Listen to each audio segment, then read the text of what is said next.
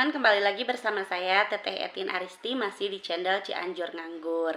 Salam Kasadayana Baraja Cianjur, salam pengangguran. Di video kali ini saya tidak akan mempraktekkan ke tanaman anggur saya ya teman-teman, tapi lebih ke materi saja. Jadi ini sepengalaman saya yang baru belajar tanam anggur, yang masih pemula banget. Jadi di sini saya akan berbagi solusi gimana cara ngatasin kalau misalkan tanaman anggur kita itu terkena overdosis.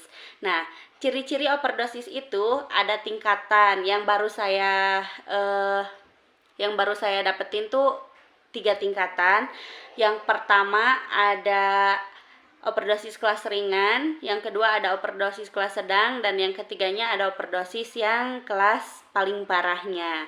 Oke, ciri-ciri yang overdosis rendah itu di ujung-ujung daunnya atau di pinggir-pinggir daunnya itu terdapat bercak-bercak hitam atau seperti terbakar, gosong gitu.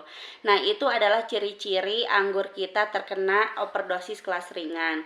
Nah, untuk yang keduanya, ciri-ciri overdosis kelas sedang. Jadi di sekitaran semua daun itu terdapat bintik-bintik hitam seperti terbakar juga, sama. Cuman bedanya sama yang tadi, kalau kelas ringan itu cuma di pinggir daunnya saja.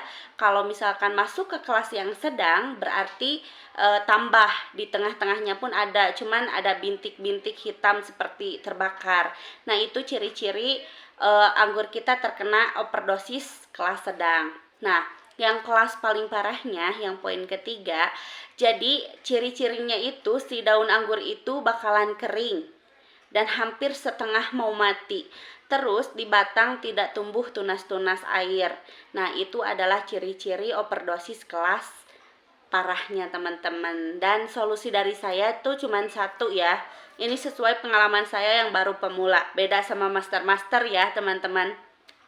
Nah, pengalaman saya cara ngatasinnya itu kita siram sampai jenuh.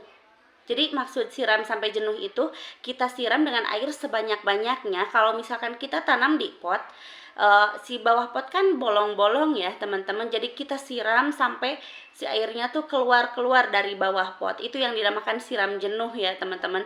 Lalu setelahnya kita biarkan untuk beberapa hari. Kita jangan siram terlebih dahulu, cukup dibiarkan saja di tempat yang teduh ya teman-teman. Jangan terkena sinar matahari. Terus setelah dia muncul tunas-tunas barulah di saat itu kita siram kembali dengan air yang secukupnya. Dan kembali ke pengaturan penyiraman seperti biasa, normalnya tuh di 2 hari sekali ya teman-teman. Tapi itu pun tergantung media tanamnya. Kalau misalkan media tanamnya masih basah, masih becek, kita nggak usah siram terlalu banyak, cukup 1-2 gelas saja. Intinya kita kasih air itu secukupnya saja ya teman-teman, karena seperti di video-video sebelumnya saya pernah menjelaskan bahwa tanaman anggur itu sifatnya tuh keinginan dia tuh basah kering. Jadi dia juga tidak mau terlalu basah dan tidak terlalu mau kering gitu. Penyebab tanaman kita overdosis itu salah satunya karena kelebihan pupuk kimia.